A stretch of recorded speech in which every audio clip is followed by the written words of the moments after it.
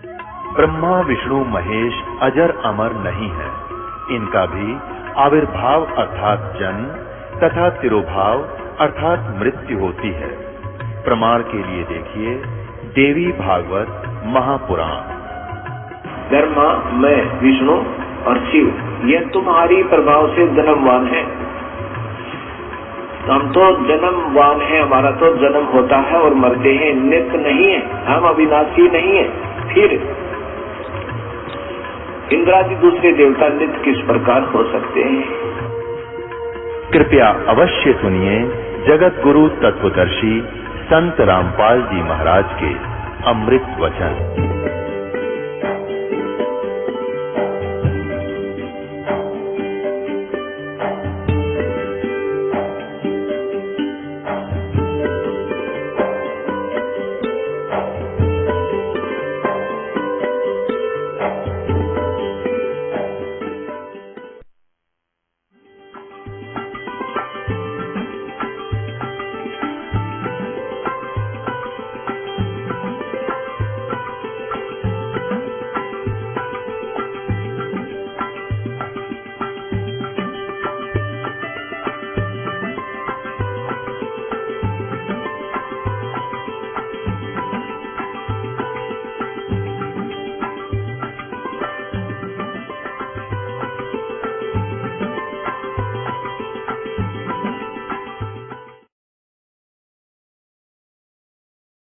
तो जो सतनाम है ये 2 अक्षर का बनता है, एक ओम और दूसरा इसमें तत्, जो अक्षर पुरुष का मंत्र है, कोड वर्ड है वो तत्, वो दोनों मिलकर सतनाम होता है। और सांस उश्वास से उसका सिमरण होता है।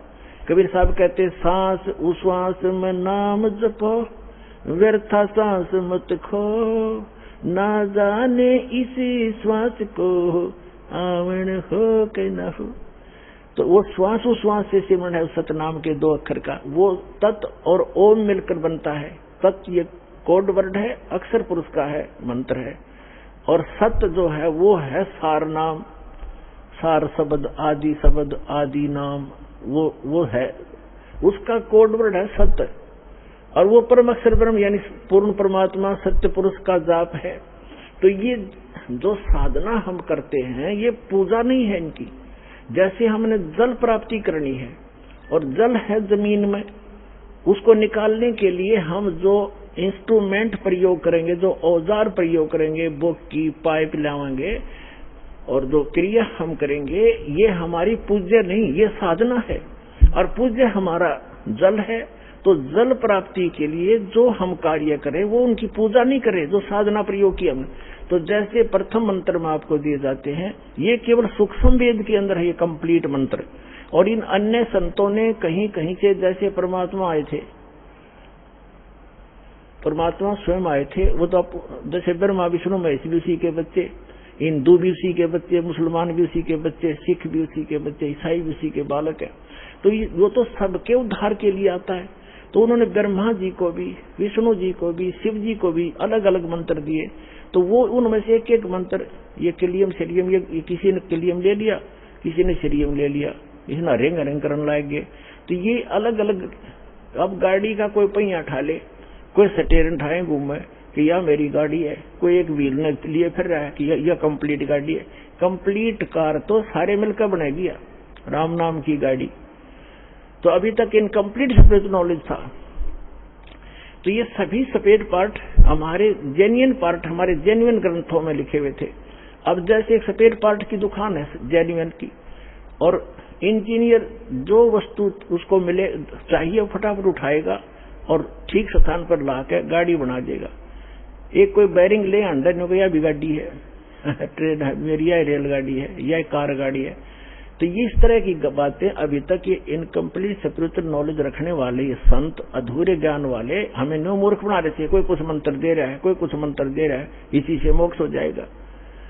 तो शास्त्र विदिता का मनमाना ज्ञान और मनमाना आचरण था, उससे लाभ नहीं होना था और हुआ नहीं आज तक। अब देखना कैसे लाभ ना होंगे। सब तरह का सुख होगा, आपके परिवार में सुख, आपके घर में सुख, और आपको मोक्ष प्राप्ति होगी। ये सत्कर्म मान लेना।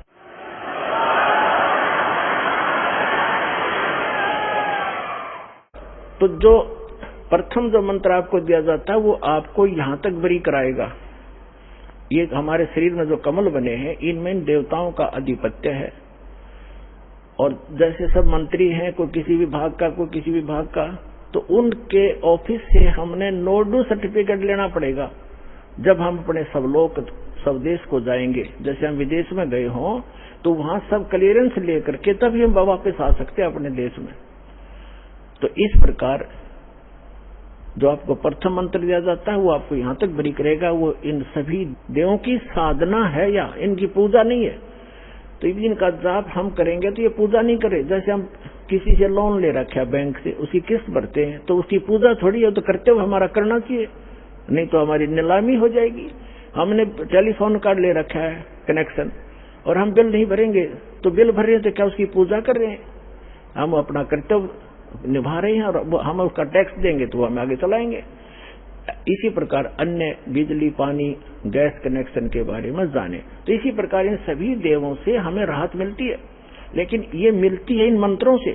जैसे आपको पहले भी बताया था, ये इनके मूल मंत्र हैं। इनके अतिरिक्त कोई मंत्र और जाप किया जाता है ये कभी लाभ नहीं देंगे। जैसे एक भैंसा होता है या जैसे ये जिसको खागड़ कहते हैं जो, तो उसके उनका एक अलग कोड मंत्र है। जैसे खागड़ को यानी बैल को सांड करें जा वो ना देखे और उन्हें एक बार कर दे वो नू देखेगा, ऐसे देखेगा चकुन्ना हो करके। तो वो जो अलग से जो मंत्र उसका जो कोड वर्ड है वो है उसका असली मंत्र, उससे खिंच जाता, उसके बस की बात नहीं होती। जैसे भैंसे ने कहा अगर हुर्र, और वैसे उसको कहता जाए ए भैंसा कतई नहीं देखा वो, अरे एक बार नु कह दे हुर्र नू देखेगा पाछे मुड़कर। तो ये जो हुर्र है इसका मूल मंत्र है, वो विवश है उसके। तो ये जो मंत्र है ये इन भगवानों के मूल मंत्र है, ये विवश है, इनके बस की बात नहीं। इस मंत्र से इनमें अवश्य गतिविधि होती है और तभी आपको तुरंत लाभ हो जाएगा। तो उसके बाद जैसे गीता अध्याय नंबर 8 के श्लोक नंबर 5 और 7 में गीता ज्ञानदाता कहता है मेरी भक्ति कर। 8वें अध्याय के 13वें श्लोक में गीता में उसने अपना मंत्र बता दिया। तो मेरी भक्ति करेगा तो मुझे ही प्राप्त होगा बस, और ब्रह्मलोक में जाएगा। ब्रह्मलोक में गए हुए प्राणी भी वापस आते हैं। ये कंप्लीट नहीं हुआ, ये मोक्ष पूर्ण मोक्ष नहीं हुआ, क्योंकि गीता अध्याय नंबर 8 के श्लोक नंबर 16 में ये भी स्पष्ट कर दिया है कि ब्रह्मलोक में गए हुए प्राणी भी पुनरावृत्ति के अंदर है, जन्म मृत्यु होती है। 18वें अध्याय के 62वें श्लोक में 15वें अध्याय के 4थे श्लोक में स्पष्ट किया है कि अर्जुन तू सर्वभाव से उस परमेश्वर की शरण में जा, उसकी कृपा से तू परम शांति को और सनातन परम धाम को, शाश्वत स्थान को प्राप्त होगा, जहां जाने के बाद साधक फिर लौटकर कभी संसार में नहीं आते। तो उसके लिए 8वें अध्याय के 8, 9, 10 में कहा है कि जो उस परमात्मा की परम अक्षर ब्रह्म की भक्ति करता है, उस तत्वदर्शी संत से प्राप्त करके कंप्लीट स्पिरिचुअल ये भक्ति विधि, भक्ति मेथड, वर्शिप मेथड, तो फिर वो उस भक्ति के बल से, उस योग के बल से, योग माने भक्ति साधना के बल से उस परमात्मा को प्राप्त हो जाता है। तो यहाँ जो बात अभी तक अड़ी रही इन कबीर पंथियों के, ये कहते तो थे हम सतपुरुष की कथा सुनाते थे, और ये न्यू के कहते हैं कि जो तुम अन्य जाप करते हो ना ये तो काल के जाप है। अरे कोई बात हुई? अब जैसे हमने जल निकालना है पृथ्वी से, तो हमारा जल पूज्य है, उसको पाने के लिए जो इंस्ट्रूमेंट, हैंडपंप लगाने के लिए बोकी मारनी है, पाइप लानी है, हैंडपंप लगाना है, तो ये है उसके पाने का एक प्रोसेस है और प्रोसीजर है, ये इंस्ट्रूमेंट है उसको प्राप्त कराने के। ये इनकी पूजा नहीं कर रहे, हम इनको तो प्रयोग कर रहे हैं। तो ये जितने मंत्र हैं ये उस पूज्य वस्तु को पाने के लिए हमारी साधना के शस्त्र हैं, शास्त्र, ये शस्त्र हैं, हमारे मंत्र हैं। तो इसमें जैसे हम जैसे पाइप लाए, ये तो समझ लो पाइप लाए हैंडपंप लगाने के लिए, ये तो प्रथम मंत्र की कमाई से आपको लाभ हुआ। फिर बोकी, ये है सतनाम, इस बोकी को मारेंगे नीचे से, फिर बाहर मिट्टी निकालेंगे, फिर मारेंगे, फिर निकालेंगे, और पाइप साथ साथ चलेगी। तो जो सतनाम है ये श्वास उश्वास के 2 मंत्र का है। इस 2 मंत्र के जाप का आपने तब तक साधना करनी है जब, जैसे बोकी का काम उस समय तक है जब तक वो पानी जल तक ना पहुंच जाती पाइप। अब पाइप पहुंचगी जल तक नीचे पृथ्वी में, और यदि उसके ऊपर हैंडपंप नहीं लगाया तो अब पाइप भी व्यर्थ है, नीचे लोअर कर दी वो भी व्यर्थ है। अब उसके ऊपर हैंडपंप लगाया जाएगा और हैंडपंप की भी पूजा करनी पड़ेगी, सेवा, उसको हिलाना पड़ेगा, तब वो पूज्य वस्तु मिलेगी जल। तो ये जो पाइप लाए हम खरीद के, ये तो प्रथम मंत्र का लाभ समझो। और सतनाम का जो जाप है 2 अक्षर का, ये बोकी समझो, ये इसका काम ये होगा। यदि सारनाम नहीं मिला तो वो बोकी भी पाइप लोअर की हुई भी व्यर्थ गई। तो कंप्लीट स्पिरिचुअल जो way of worship, method of worship है, वो कंप्लीट हमने प्रयोग करना पड़ेगा, तभी वो वस्तु प्राप्त होगी। तो मूल जो सतनाम का जो 2 अक्षर का मंत्र है वो तो श्वास उश्वास से जाप करना है। उसने तो पाइप पहुंचा दी पानी के तक एंड उसका। अब सार शब्द जो है, सार नाम आदि नाम, वो हैंडपंप है ऊपर का मशीन, वो लगाई जाएगी, फिर वो पूज्य वस्तु रोज प्राप्त होगी, कितना निकाल लियो। तो इस प्रकार परमात्मा प्राप्ति होगी पुण्यात्माओं। वो स्पिरिचुअल नॉलेज दास के पास है, आओ और ग्रहण करो।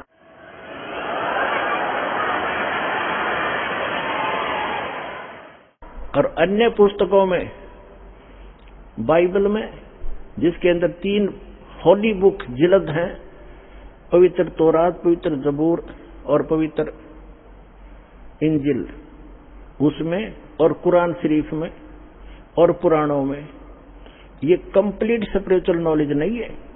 कंप्लीट स्पिरिचुअल नॉलेज जो सूक्ष्म वेद के अंदर है। जैसे मुसलमान भाई 5 वक्त की नमाज करते हैं और ईसाई भाई प्रार्थना करते हैं और हिंदू भाई नित्य नियम करते हैं, एक गीता का अध्याय कर लिया प्रतिदिन या वेद के 2-4 मंत्र डेली पढ़ लिए, ये तो केवल एक ज्ञान यज्ञ है। 5 यज्ञ होती हैं, एक यज्ञ से भी काम नहीं चलेगा। जैसे मुसलमान भाई क्या करते हैं, एक तो 5 वक्त की नमाज करते हैं या कुरान शरीफ का पाठ करते हैं, ये ज्ञान यज्ञ है।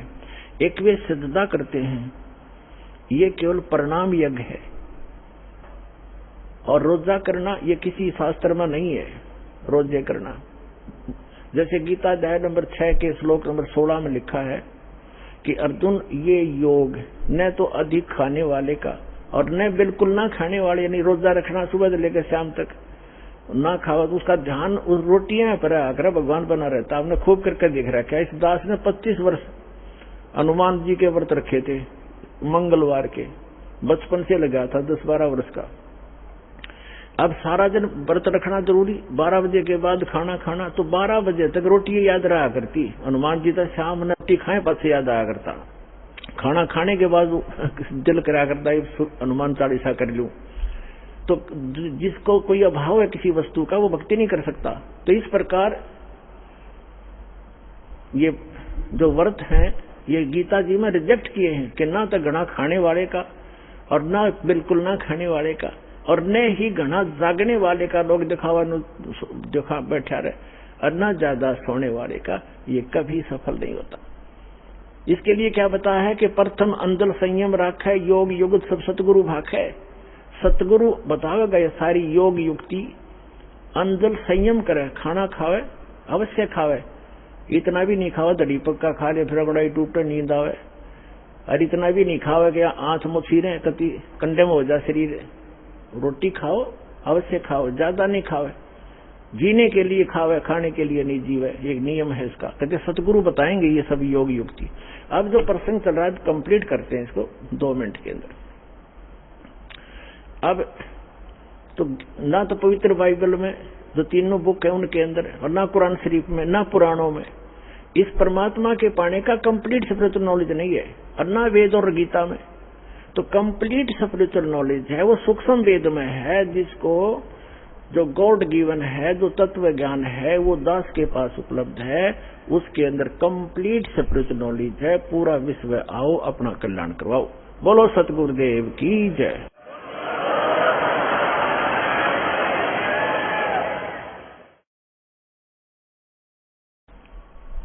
आज सबसे पहले परमेश्वर कबीर जी की सर्वसंगत को परमात्मा का लाख लाख शुक्रिया करते हैं कि परमेश्वर ने आप जी का करौथा आश्रम वापस दिलवा दिया।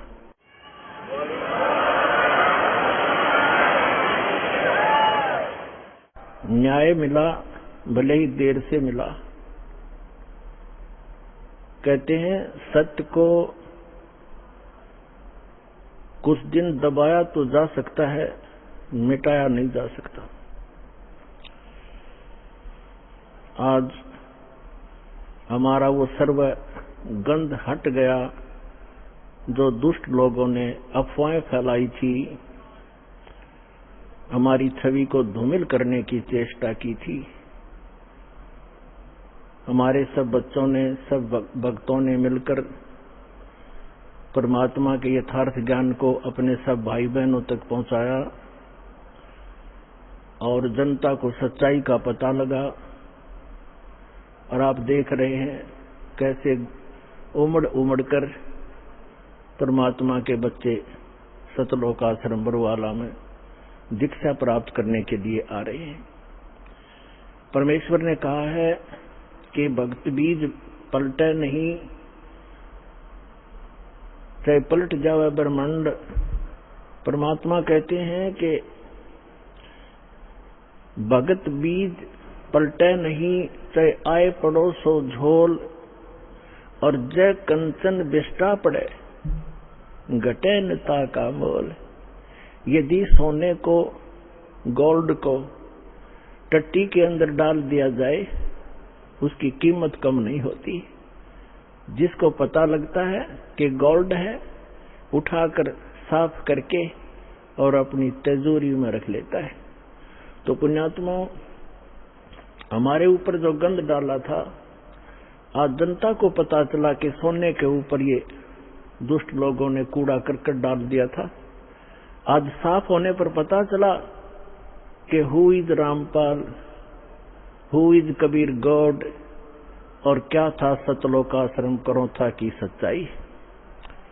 पुण्यात्मा, दुष्ट लोगों का काम तो उनका स्वभाव ही होता है दुष्ट कर्म करने का, और साधु संतों का काम होता है स्वभाव जो उनका होता है परमार्थ ही करने का। और कबीर साहब ने हमें शिक्षा भी दी है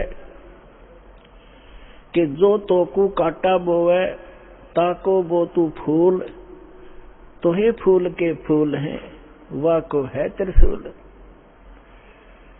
हमें परमात्मा कहते हैं कि आपको यदि कोई कष्ट देता है, आप उसको कुछ ना कहो, परमात्मा पर छोड़ो, फिर देखना वो उसका कैसा रिजल्ट आपको देगा। जो तोकू काटा बोए, वाको बो तू फूल, और तोहे फूल के फूल हैं, वाको है त्रिशूल। वो तो विधान है परमात्मा का, जो जैसे कर्म करेगा उसको फल तो मिलेगा ही मिलेगा। अब पुण्यात्मा कहते हैं संत न छोड़े संतता, कोटिक मिलो असंत। साधु भक्त अपना स्वभाव नहीं चेंज किया करते, बदला नहीं करते। चाहे कितने असंत दुष्ट लोग उनसे कितना ही बुरा व्यवहार करते रहे, वो भगवान पर विश्वास रखने वाले होते हैं। तो जैसे जुलाई 12 जुलाई सन 2006 को क्रोथा कांड उन्हीं दुष्ट लोगों ने किया था जो आज 9 अप्रैल, जो अभी 9 अप्रैल सन 2013 में उन्होंने अपनी जात फिर दिखा दी जनता के सामने। वह सच्चाई आ गई कि ये कितने अच्छे लोग हैं और कितने झूठे हैं, कितनी अफवाह फैलाई थी। यही कारण उस दिन था और वही कारण 9 जुलाई ये 9 अप्रैल को इन्होंने करके दिखा दिया। पुण्यात्माओं, आप परमात्मा पे विश्वास रखना। संत साधु कभी किसी का बुरा नहीं सोचते, ना करते और ना ही सोचना चाहिए। परमात्मा से कोई चीज छुपी नहीं है। यदि हम भगवान से डरने वाले हैं और हम परमात्मा, कबीर जी को परमात्मा मानते हैं, तो भगवान भगवान वाले काम किया करता है। आपने बहुत शांति रखनी पड़ेगी। उन दुष्टों का तो नाश होया पड़ा है, उनका तो पतन हो रहा है। वो चाहते हैं कि आपका भी नाश कर दें झगड़ा वगड़ा करके। आपने जो संयम दिखाया 9 अप्रैल सन 2013 में क्रोथा के अंदर, मेरी आत्मा गदगद कर दी। बच्चों, तुमने साधुता दिखाई।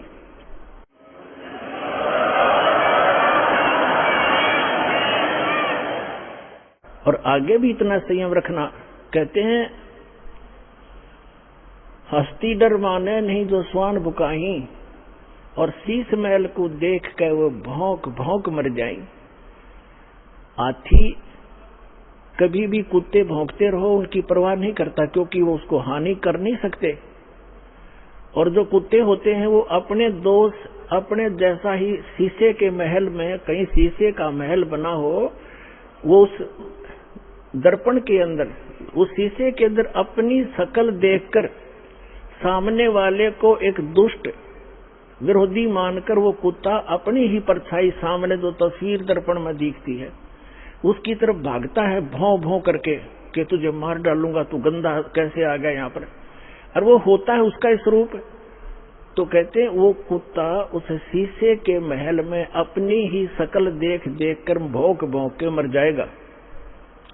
इसी प्रकार जो दुष्ट लोग हैं वो अपना गंध साधु संत और भक्तों में अपनी ही परछाई देखा करते हैं। चोर को चोर ही नजर आते हैं, संत को संत ही नजर आते हैं। एक चोर चला गया किसी का, एक चोर किसी शरीफ व्यक्ति के घर पर रुक गया यात्री बनकर। अब उस शरीफ व्यक्ति ने उस चोर को अपने घर के बीच में सुलाया, एक नेक आदमी मानकर। घर वाला सो गया निश्चिंत होकर के, खाना खुना खिला के, और चोर रात्रि में चोरी करके चला गया। अब उस नेक व्यक्ति को, वो स्वयं नेक था, उसको चोर दिखाई नहीं दिया वो, और एक शरीफ व्यक्ति चला गया चोर के घर पे, यात्री रात्रि में रुक गया।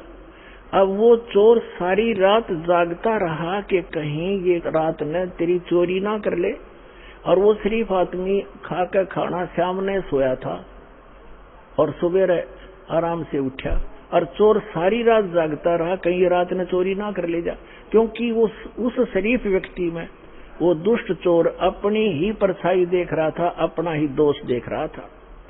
तो इसी प्रकार दोस्त, हम इस दास का विरोध कर रहे हैं, और उस दास पर जो ऐसे आरोप गंदे लगाए झूठे, वो स्वयं ही ऐसे थे।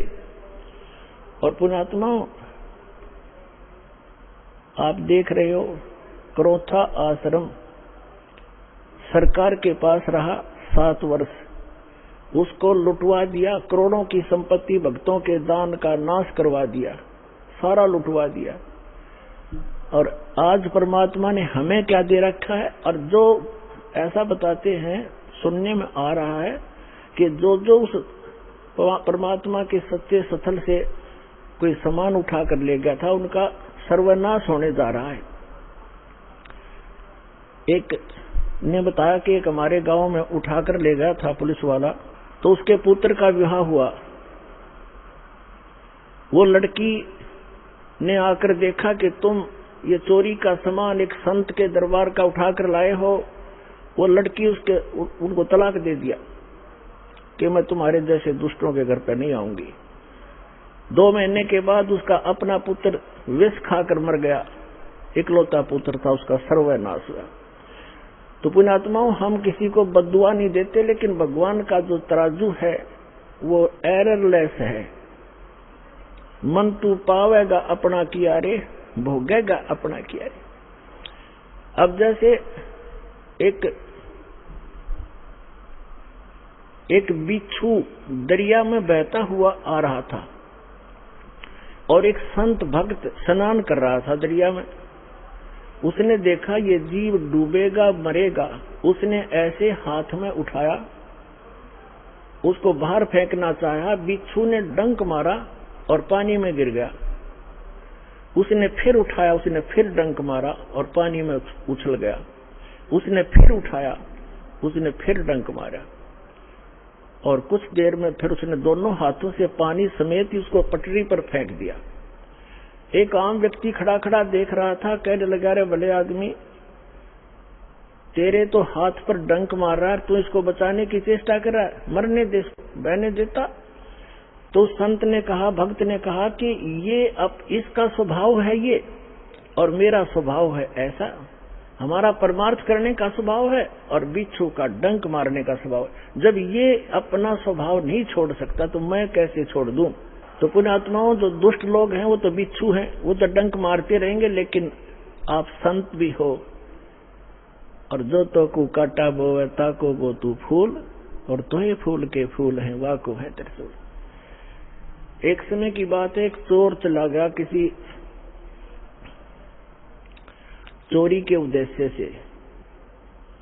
उसने एक गरीब किसान का बैल चोरी कर लिया, अकेला एक ही बैल था उस गरीब व्यक्ति के, लेकिन वो भक्त था, भगवान का भक्त था, परमात्मा से डरने वाला था, दान धर्म करता था, गुरु जी की शरण में जाता था। परमात्मा आते रहते हैं कोई भेष बदल कर, कहीं ना कहीं संत की लीला करते रहते हैं कबीर भगवान। उसकी एक ही बैल था गरीब के, उसी को चोरी कर ले गया। अब उस चोर ने, जैसे वो 100 रुपये का बैल था, उसने तो 20 रुपये में बेच दिया, उसका कौन सा धन था, बेचकर, और पुराने समय की बात है, उसको कर दिया वो खा खर्चे। उसने देखा कुछ दिनों के बाद वो फिर गया, इधर उधर देखा, कहीं दाव लगा नहीं। उसी किसान के आसपास रात्रि में फिर पहुंचा, उसके झांक कर देखा, उसके दो बैल बंधे थे और किसान आराम से बैलों से दूर सो रहा था अपने ही आंगन में। चोर ने उस किसान के दोनों बैल चुरा लिए और वो ले गया। अब उस किसान ने अपने गुरुदेव से कहा, गुरुदेव, आपके दास के दोनों बैल चोरी हो गए। तब परमेश्वर ने, गुरुदेव ने कहा, बेटा, उसका स्वभाव है, वो कर्म है, आप भगवान पर विश्वास रखो। यदि चोरी करने से ही कोई धनी बनता है तो कोई भी काम ना करे और सब चोरी कर ले, परमात्मा तेरे को कई गुना देगा, विश्वास रख, डगमग ना होना। कहते सत ना छोड़े सूरमा, सत छोड़े पतजा, और सत के बांधे लक्ष्मी फिर मिलेगी आप।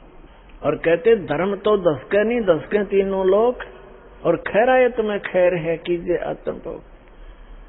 परमात्मा ने दया बख्शी, बढ़िया फसल होगी, वर्षा हुई बहुत अच्छी और कमाल हो गया, खूब फसल होगी। अब 1 वर्ष के बाद वो चोर फिर गया। उसने ये विचार लगाया कि वो व्यक्ति ना कोई पुलिस में रिपोर्ट कराता और ना तेरे सिर में कोई दर्द करता, नहीं तो कोई खोजी पीछे लगा दे, ढूंढ ले चोर। तो वो शरीफ फिर देखा कि अब के फिर जाता हूं उधर ही। अब चोर ने तो वो तीनों बैल बेच के खत्म किए, खा खू के फुर्क गया। तो उसने जाकर देखा, चोर ने, रात्रि के समय किसान बाहर सो रहा, गर्मी का मौसम था, और उसके 4 बैल बहुत सुंदर, जैसे सांड जैसे तगड़े तगड़े 4 बैल बंधे हुए। अब उस चोर के कलेजे में एक ऐसी धक हुई और कलेजा पकड़ कर बैठ गया। उसने विचार लगाया कि मेरा तो नाश हो लिया, 3 बैल ले गया था, तीनों खत्म हुए, और घर में भी हानि, बच्चा बीमार है, पत्नी को रोग लगा हुआ है, और आज इसके 4 बैल उसने उस किसान को उठाया, सोते हुए को। उसने किसान ने कहा भाई कौन है तू? अब मुझे सोने दे भाई, सारा दिन खेतों में काम किया है, मैं थका पड़ा हूं। और वो कहने लगा मैं चोर हूं भाई। किसान कहने लगा भाई कोई बात नहीं, आप अपना काम करो, मुझे डिस्टर्ब ना करे, सोने दे, वक्त से उठना है, आप अपना काम करो जो जिस काम आए हो। तो चोर कहता है कि भाई मेरे से वो काम अब होता ही नहीं, मैं कर नहीं सकता उस काम ने, एक बार उठ ले तू, एक बार खड़ा हो ले। उसने कहा क्या बात है? कि भाई चोर ने बताया कि भाई मुझे चाहे तो पुलिस में पकड़वा दे और चाहे किसी गांव के व्यक्तियों ने बुला के जान तो मरवा दे, मैं सच्ची बताऊंगा आज। वो कहने लगा किसान के बता भाई क्या बात है?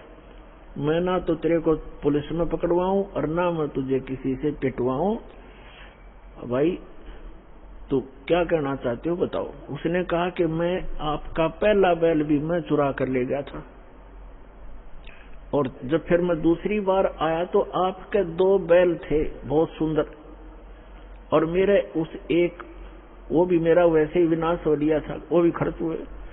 दूसरी बार आपके दोनों बैल भी मैं चुरा कर ले गया था, और मेरे पास आज खाने को दाने नहीं, और तेरे पास 4 बैल खड़े हैं, मुझे युवराज बता दे ऐसा गरीब आदमी तू कैसे लाया 4 बैल? तब उसने कहा भाई अब सुन ले मेरी, मैं कहां से लाया? मैंने गुरु बना रखे हैं और वो परम संत भगवान आए हुए हैं, मैं उनका सेवक हूं, उनकी आज्ञा का पालन करता हूं, और ऐसे कर आप भी दीक्षा ले लो। परमात्मा धनी करेगा तब धनी बना करते हैं। तो उसने कहा ठीक है भाई, मैं दीक्षा ले लूंगा। अपने गुरुदेव के पास लेकर गया वो किसान उसको कि गुरुदेव एक भक्त आया है, आपका दास आया है और ये दीक्षा लेना चाहता आपसे। अच्छा बेटा दीक्षा ले लो। तो गुरुदेव ने बताया कि बेटा चोरी नहीं करनी, मांस नहीं खाना, शराब नहीं पीना। तो उसने कहा महाराज मैं बड़ा दुष्ट व्यक्ति था और आपके इस देवता के मैं 3 बैल चुरा कर ले गया था, मेरा तो नाश हो गया, मेरा बच्चे भी बीमार, मेरी पत्नी को भी रोग है, और आपके इस बच्चे के 4 बैल बंधे। तो उसने कहा बेटा कोई बात नहीं, अनजान में गलती ना जाने किस किस पे हो जाती है, और फिर सुधर जाओ, इंसान ही होता है। और बेटा भगवान देता है तभी धनी हो सकता है, ऐसी बकवादों से धनी नहीं हो सकता। उसको दीक्षा दिलवा के उस चोर को अब तो भक्त बन गया। कहते हैं हर सुमरै सो हंस कहावे, कामी क्रोधी कागरे। भक्ति करे तो भक्त हो गया, चोरी करे था चोर था, अब भक्त बन गया।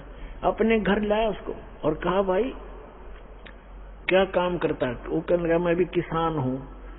भाई ठीक है, ऐसे कर 1 बैल ले जा तू और एक अपना किसी और से जुगाड़ करके कर लिए, 1 बैल ले जा और अपना कमा ले।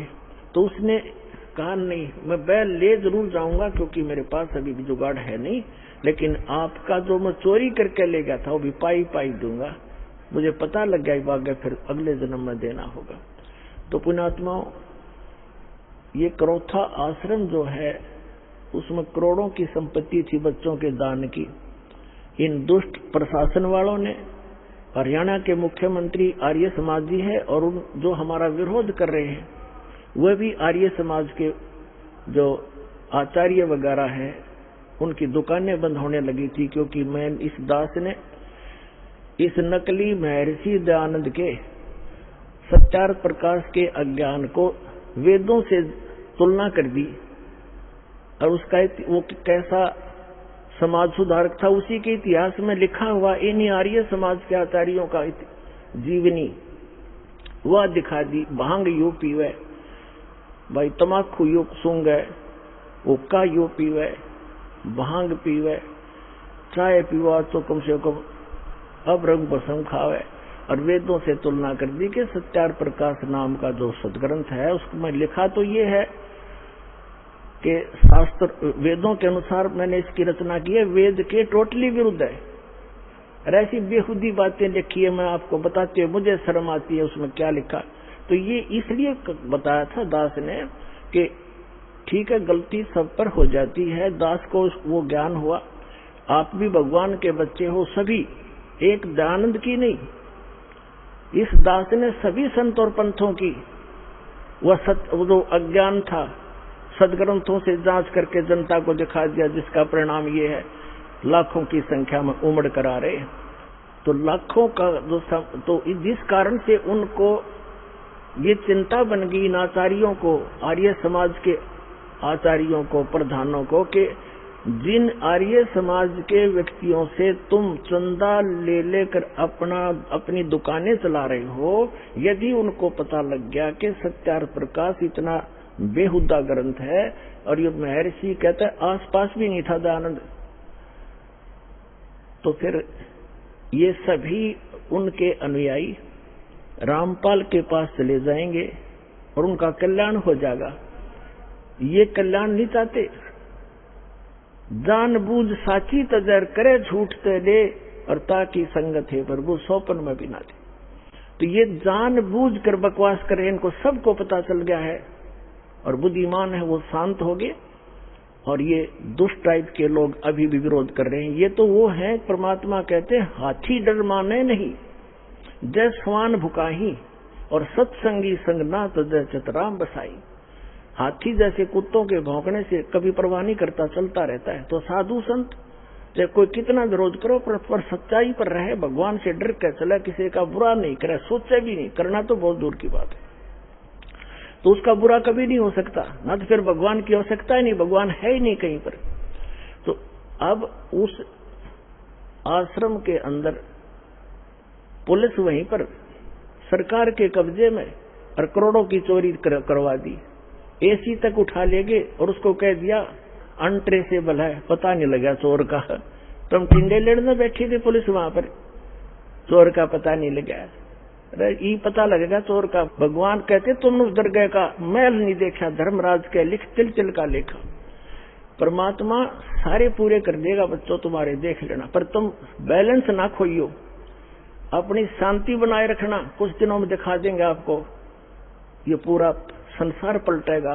और परमात्मा ने उससे 4 गुना तो यहां दे दिया आश्रम, और मध्य प्रदेश के अंदर इससे भी दुगना आश्रम 22 एकड़ का एमपी के अंदर दे दिया, और उससे भी ज्यादा भर दिया।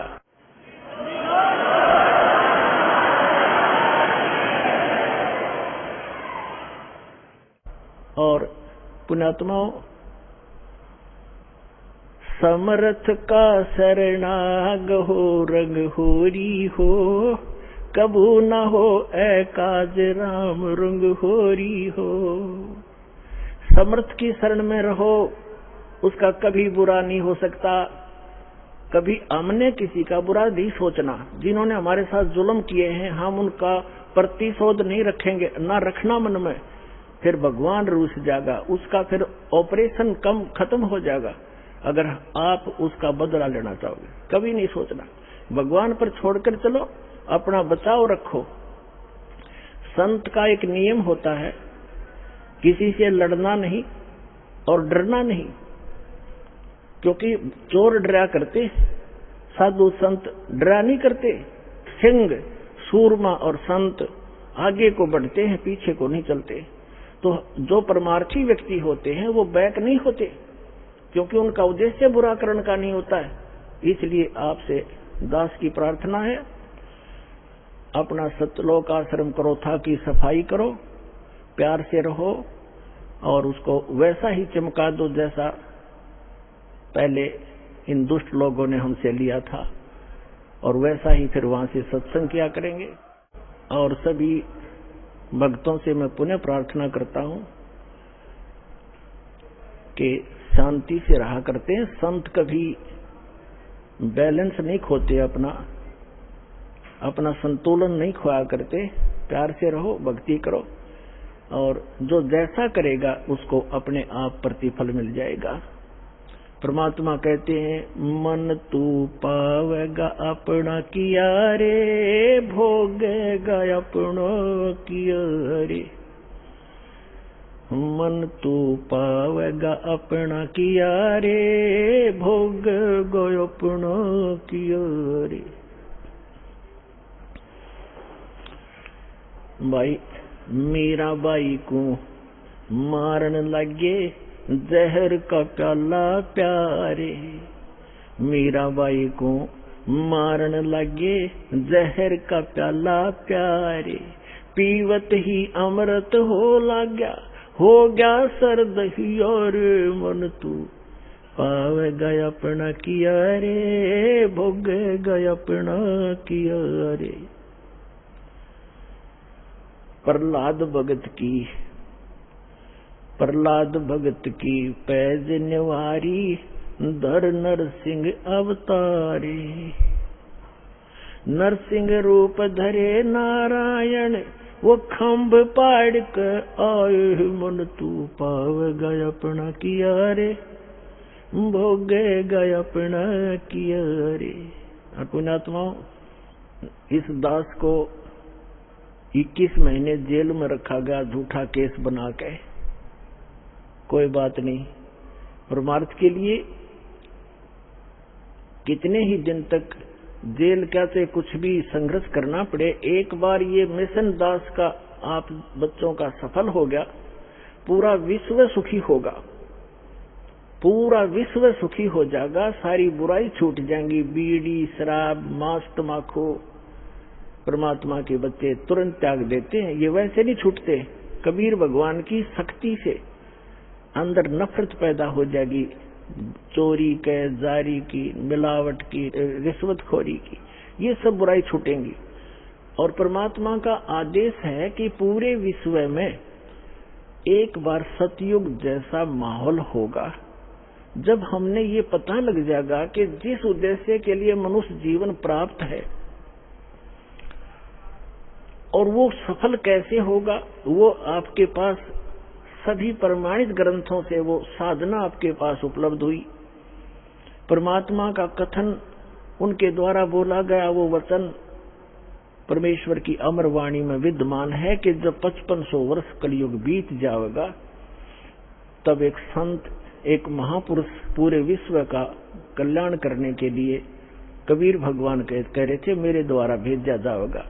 अब वो कह रहे थे कि मैं स्वयं ही आऊंगा उसमें। गरीबदास वाले पंथ में आगे चल के आपको बहुत बार दिखाया है। आज हम प्रोग्राम कुछ अन्य दिखाने जा रहे हैं जो पहले टेलीकास्ट हो चुका है, इसलिए थोड़ा सा शॉर्ट में बताऊंगा। तो परमात्मा ना आए तो दास को भेज दिया, तो उसमें परमात्मा ने कहा है कि जब 5500 वर्ष कलयुग बीत जाएगा, एक महापुरुष आएगा और पूरे विश्व को सतनाम, सतज्ञान और कंप्लीट स्पिरिचुअल नॉलेज बताकर और पूर्ण भक्ति विधि देकर सबका कल्याण करेगा। और सभी भक्त, सभी जनता शांति से रहा करेगी, भगवान से डरा करेंगे। और जब भक्ति सत करोगे, परमात्मा के घर में कोई कमी नहीं, आपके घर भर देगा। ये सत्कर मान लियो, आपके घर भर देगा दंते।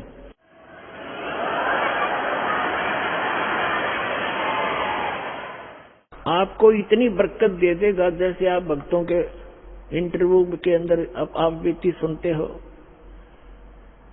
एक भक्त ने बताया था, दास ने भी सुना, कि पहले एक महीने में 5-5 हजार रुपए की दवाई आ जाती थी, और जब से नाम लिया है 100 रुपये की दवाई तक थोड़ी बहुत आगे सका जाओ ना, औषधि नहीं लाए। और 4500 रुपये का सामान महीने में खर्च होया करता था, और 4500 रुपये का सारा सामान घर का ला कर रखा था, और 4 महीने तक वो खत्म नहीं हुआ। जिससे मैं सामान लाता था वो भक्त बता रहा था, उस दुकानदार ने कहा कि क्या कहीं और से सामान लेना शुरू कर दिया आपने? तब उसने बताया कि अभी पता नहीं, जिस दिन से हम सतलोक आश्रम बरवाला के अंदर दीक्षा प्राप्त करके आए हैं। हमारा तो कुछ खर्चा ना होता, न्यो का न्यो दरिया है, 4-5 महीने हो गए। तो पुण्यात्मा, एक तो बीड़ी, तम्बाकू, शराब ये छूट गई, और भगवान की कृपा होगी, बुराई जो बीमारी रोग था वो खत्म हो गया, वो सारी बचत होगी। और फिर परमात्मा का आशीर्वाद आप देखते हो। दास के साथ तो बहुत बार बना था। ऐसे समय में ये देखा करता था कि कल पैसे की आवश्यकता है और पैसा है ही नहीं, थोड़े से रखे थे 500 रुपए। तो ऐसा दया करी दाता ने बहुत बार कि जहां 500 रुपए की आशा थी, 500 रुपए रखे होंगे, वहां पर 5-5 हजार रुपए दास को मिले रखे हुए। और मैंने सिर पकड़ पकड़ कर देख लिया, ये आए कहां से, इतना पैसा रखा ही नहीं मैंने कभी अलमारी के अंदर। और ऐसे बहुत गणे भक्तों के साथ बीती है, बहुतों ने बताया। तो परमात्मा क्या नहीं कर सकता? जब ये पृथ्वी बना सकता, ये नोट नहीं बना सकता कागज के? 1 सेकंड लगे इसने, सारे ब्रह्मांड रच दिए जिसने। और वही परमात्मा झोंपड़ी में बैठा करते थे, कपड़ा बुना करते थे, सारी सृष्टि के सृजनहार, सबके पालनहार। और ऐसे दुष्ट लोगों ने उनका भी बहुत बड़ा विरोध किया था, कबीर भगवान का ऐसे जुल्म ढाए थे, जैसे आज दास के साथ ये कुछ दुष्ट लोग कर रहे हैं। कोई बात नहीं, भगवान सब सफलता देगा अपने को। हम परमार्थ के लिए लगे हैं, हम किसी का बुरा नहीं सोचते ना करते। तो उस समय परमात्मा के नाम से चिट्ठी लिख दी गई थी, कबीर साहब के नाम से झूठी चिट्ठी लिख दी, झूठे पाखंडी आचार्यों, शंकराचार्यों और गुरुओं ने। उस समय के जितने मंडलेश्वर का जी मुल्ला थे कि कबीर भंडारा करेगा, सबको झूठी चिट्ठी लिख दी। सब जगह, सब संतों के, पंथों के सब जगह भेज दी। 18 लाख व्यक्ति आगे निश्चित तिथि को 18 लाख व्यक्ति, ये साधु संत और निमंत्रित, सबके पास चिट्ठियां चली गई। और साथ में ये लिखा था कि कबीर पुत्र नीरू जुलाहा काशी वाला सबको आमंत्रित करता है। 3 दिन का भंडारा होगा, सारे भोजन, लाडू, जलेबी, कचौड़ी, पकौड़ी, सब खीर खांड बनाए जाएंगे, हलवा। और प्रत्येक साधु संत को प्रत्येक भोजन के बाद एक दोहर माने कंबल होता था, बहुत सुंदर कंबल टाइप एक होती थी खद्दर की, वो दोहर होती बोलते थे, डबल। और एक असरफी देगा सोने की, यानी 10 ग्राम सोना। इस लालच में सारे डेरा वाले अपने चेलों को और सबको बुला ले। 18 लाख व्यक्ति सामने खड़े हो गए। जब रविदास जी को पता चला, ये दोनों महात्मा, परमात्मा और रविदास जी अधिकतर इकट्ठे ही रहा करते थे, तब रविदास जी ने कहा कि भगवान, आज तो इन्होंने कति जुल्म कर दिया, आपके नाम से चिट्ठी डाल दी, 18 लाख व्यक्ति चिट्ठी लिए खड़े हैं। कबीर भंडारा करेगा, दौर और मोहर असरफी देगा, 3 दिन का लिख रखा वहां लिख। कबीर साहब बोले, आजा बैठ जा रविदास, जिसकी आड़ लेकर बैठे हैं वो आप संभालेगा। गरीबदास वो राक्षसी दिन यू साजा साज। गरीब रविदास जी को अपनी कुटिया में उठा लिया, अंदर से कुंडी लगा ली, बैठ गए। उधर से परमात्मा दूसरा रूप बनाकर पहुंचे अपने सतलोक में, जहां से वो आते हैं, जहां से हम सभी आए हुए हैं, वहां किसी चीज की कमी नहीं। वहां से जाकर 9 लाख बैलों के ऊपर, पहले यही ट्रांसपोर्ट का साधन था, बैलों के ऊपर जैसे गधों पर बोरे रखते हैं, ऐसे वो बोरे रखकर उनमें बने बनाए जलेबी, लाडू, कचौड़ी, पकौड़ी, ऊपर से सतलोक से हलवा, खीर, खांड और लाकर आप दूसरा रूप बना लिया केशव नाम के बंजारे का। बंजारा एक बिजनेसमैन को पहले बंजारा कहा करते थे, जो बिनज करते थे, एक स्थान से दूसरे स्थान पर कहीं से खांड ले आते, तो दूसरी मंडी में जहाँ खांड बूरा नहीं होती वहाँ बूरा भेज देते, वहां से बाजरा ज्वार लेकर दूसरी मंडी में ले जाते, जैसे ट्रांसपोर्ट करते हैं। उसमें ये बैलों से ही साधन था, जंगलों से गुजरना होता था। तो 9 लाख बैलों के ऊपर सामान रख कर आ गए और उन तंबू लगा दिए पूरे चौपड़ के बाजार में, काशी बनारस में। और उन्होंने पूछा, कोई पूछ रहा था कि आप कौन हैं, आपका क्या नाम है। उन्होंने कहा कि मैं केशव नाम है मेरा, और मैं कबीर जी का पगड़ी बदलिया मित्र हूँ, दोस्त हूँ, वो मेरा धर्म भाई है। और उसने चिट्ठी मेरे पास भी गई थी कि एक भंडारा है, कुछ सामान ले आइएगा। तो ज्यादा ना बढ़ाकर पुण्यात्माओं, सिकंदर लोधी दिल्ली के बादशाह थे, उनको भी चिट्ठी लिख दी, क्योंकि शेख तकी जो था वो सिकंदर लोधी का गुरु था, और वो भी ईर्ष्या करता था। उन सब ने मिलकर ये एक मसलत बनाई थी, एक सलाह बनाई थी, मीटिंग करके ये परमात्मा को के नाम से चिट्ठी लिखी थी, कबीर जी के नाम से। उन्होंने इसलिए लिखी थी कि ये शर्म के मारे भाग जाएगा, लोग इसे न पीटेंगे, चिट्ठी क्यों डाली थी, हमारी इतनी दूर से आए। उन्होंने किया तो ऐसे था। तो शेख तकी ने अपने राजा से भी बता दिया कि आपका गुरुजी और वहां ऐसे भंडारा कर रहा है, क्योंकि सिकंदर लोधी कबीर परमात्मा की महिमा से परिचित होकर के उनका शिष्य बन गया था, लेकिन था कच्चा सा। फिर भी राजा दिल्ली का काशी पहुंचा, उसने पूछा कि किससे, जो केशव रूप में बैठे थे भगवान, दूसरे रूप में एक बिजनेसमैन सेठ के रूप में, उससे पूछा सिकंदर लोधी ने कि आप कौन हैं।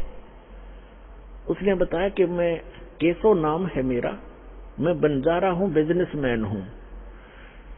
तो सिकंदर लोधी राजा ने पूछा दिल्ली के बादशाह ने कि कबीर जी से आपका क्या नाता है, कि वो मेरा मित्र है, मेरा धर्म भाई है, मेरा पगड़ी बदल मित्र है, यार है। और उसने मेरे पास संदेशा भेजा था कि भाई एक छोटा सा भंडारा करना है, कुछ सामान लेते आइएगा। अब शेख तकी तो साथ यूं गया था कि कबीर भाग गया होगा, जो झोपड़ी छोड़ गए, और सिकंदर उससे हट जाएगा दूर और तेरी महिमा फिर से बन जाएगी। जब उसने देखा शेख तकी ने भंडारा चल रहा है और जय जयकार हो रही है, भाई भला हो किसने दिया ऐसा भंडारा, आज तक ऐसा भोजन कभी खाया नहीं, ऐसा भंडारा नहीं देखा। और शेख तकी तो पेट पकड़ कर बैठ गया एक तरफ ने। तो सिकंदर लोधी ने पूछा उस केशव रूप में बैठे परमेश्वर से कि कबीर जी क्यों नहीं आए। तो केशव ने कहा उसका दास जो बैठा है, मौज है मान उसकी, कभी आओ, उसका मित्र बैठा, उसका दास बैठा, आ जाएगा, जब आएंगे उनकी मौज होगी तब आ जाएंगे। और सिकंदर लोधी वहीं पहुंच गए कुटिया पर, और कुटिया खटखटाई। रविदास जी ने कहा कि महाराज जी वो तो आगे सब यहीं पर। परमात्मा बोले मत, आप चले जाएंगे, और मैं तो भाई रात को चला जाऊंगा यहाँ से कुटिया छोड़ के। तो रोज दुखी करने लग गए। सिकंदर लोधी ने आवाज लगाई कि हे परवरदिगार, एक बार कुटिया का दरवाजा खोलो। कौन हो आप, अंदर से पूछा परमात्मा ने। आपका दास सिकंदर आया है दिल्ली से, आपके दर्शन करना चाहता है। कबीर साहब ने कहा राजन, मैं हो गया दुखी, मैं गरीब आदमी, अपने गुजारा करता हूँ, कपड़ा बुनकर अपने परिवार का पोषण करता हूँ। परमात्मा का अपना कोई परिवार नहीं था।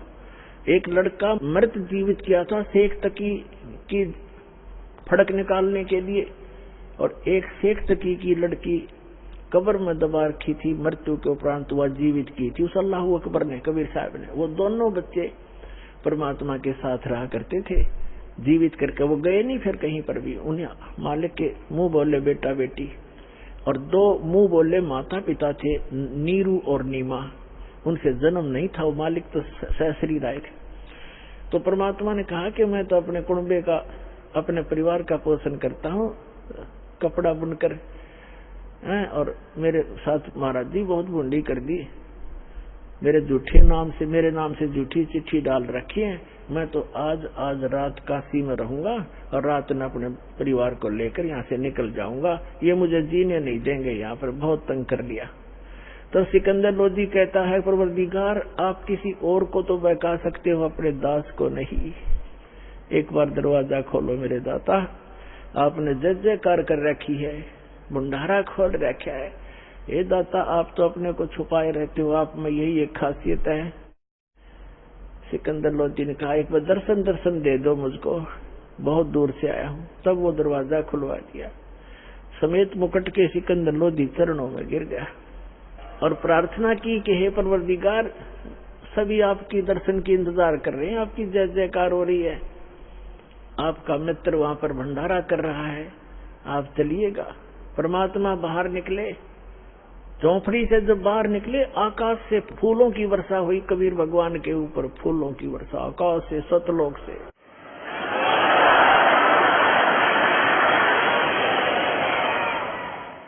और सिकंदर लोधी ने हाथी पर बिठाया अपने आसन के साथ और चंवर स्वयं करने लगे भगवान कबीर साहब के ऊपर।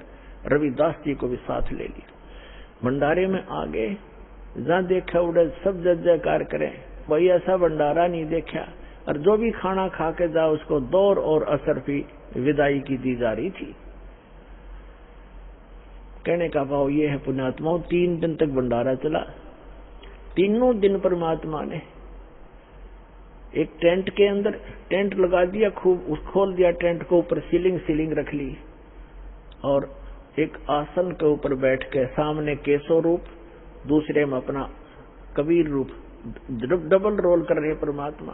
केशव प्रसन्न करता है, कबीर साहब उत्तर देते हैं कि आप ऐसे, केशव पूछता है कि आप ऐसे गंदे लोक में क्यों आ गए अपने उस सुख में स्थल को छोड़कर। तब कबीर साहब कहते हैं, केशव मेरे दर्द ने आप नहीं समझ सकते, ये सब मेरे बच्चे हैं, ये काल के धोखे में आए हुए हैं, इनको लेने के लिए आया हूँ। अपने बच्चों से माता पिता दूर नहीं हो सकते, इसलिए मैं यहाँ भटक रहा हूँ। मैं रोवत हूँ सृष्टि को, सृष्टि रोवे मोहे, कह कबीर हमारे वियोग को ये समझ नहीं सकता कोई, ये मुझे खोज रहे हैं। हे समर्थ परमात्मा, हमने सुख दे, और ये जिनकी पूजाएं कर रहे हैं इन पर दुखों के कहर टूट रहे हैं। और मैं समर्थ हूँ, मैं कहता हूँ मैं भगवान हूँ, ये मुझे भगवान नहीं मान रहे। और मैं कहता हूँ मैं भगवान हूँ, तुम मेरे बच्चे हो। मैं रोवत हूँ सृष्टि को, और ये मुझे ढूंढ रहे हैं, मैं इनको खोज रहा हूँ। हमारे इस बीच के इस हमारा जो वियोग हो गया, एक दूसरे से विमुख कर दिए नकली संतों, पंथों और दुष्ट लोगों ने, ये बीच में हमारे न कौन एक करे। तो दास भेजा उस परम पिता ने आत्मा और परमात्मा का मेल कराने के लिए।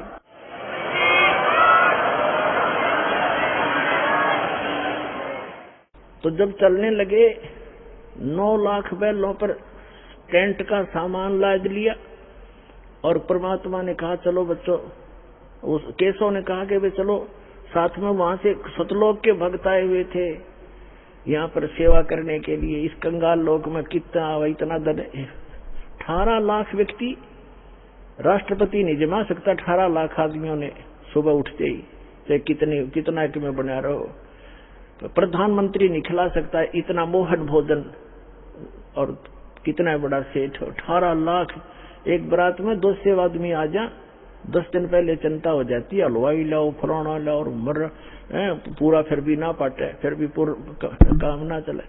तो पुण्यात्माओं, भगवान की लीला को दबा रखा था और उस समर्थ के उस लाल को कूड़े में डाल रखा था। इस दास ने आकर परखा और ये बाप के सामने खोल कर दिखाई दी, वह लालों की बोरी, अब लूट लो इस राम नाम की लूट को।